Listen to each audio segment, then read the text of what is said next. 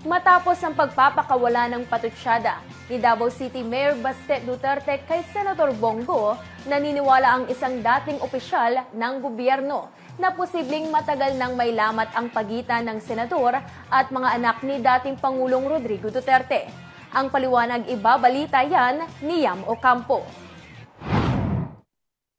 Tensyon sa pagitan ni Senator Bongo at mga Duterte siblings matagal na umano, ayon kay dating Presidential Advisor for Political Affairs Ronald Llamas. Sa kanyang panayam sa Politiscoop, sinabi ni Llamas na noon pa man ay may sama na ng loob ang Vice Presidente kasama ang mga kapatid nitong si Davao City Mayor Sebastian at Congressman Paulo Duterte sa tatay nilang si former President Rodrigo Duterte at Senator Bongo na nag-ugat umano noong 2022 elections.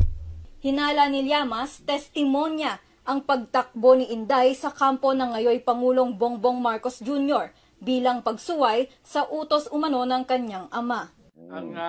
Ang tingin ko nga isang dahilan kung bakit tumakbong Vice President si Sara kay Bongbong ay dahil kinukumbinsi siya ng tatay na tumuloy as President at kunin si Bongo na Vice President. Hindi ako tatakbong Presidente at hindi ko kukuning Vice President si Bongo. Ibig sabihin, yung mga anak, yung mga anak ni Duterte, hindi ganun ka-close kay Bongo from the very start. Ang pananahimik umano ng senador sa mga issue, lalo na sa hakbang ng maisog, ang tila hinihintay ng mga ito upang batikusin si Go. Ngayon na nakikita nila Baste na,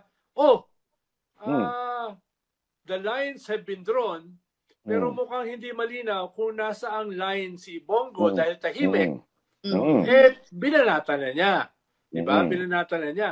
Hindi lang nga banat pinuri pa niya si Senator Risa Hontiveros. Pinuri pa daw si Senator Risa Hontiveros. Consistent. Consistent sa pagbanat sa gobyerno. No? Si Bongo, parang inconsistent.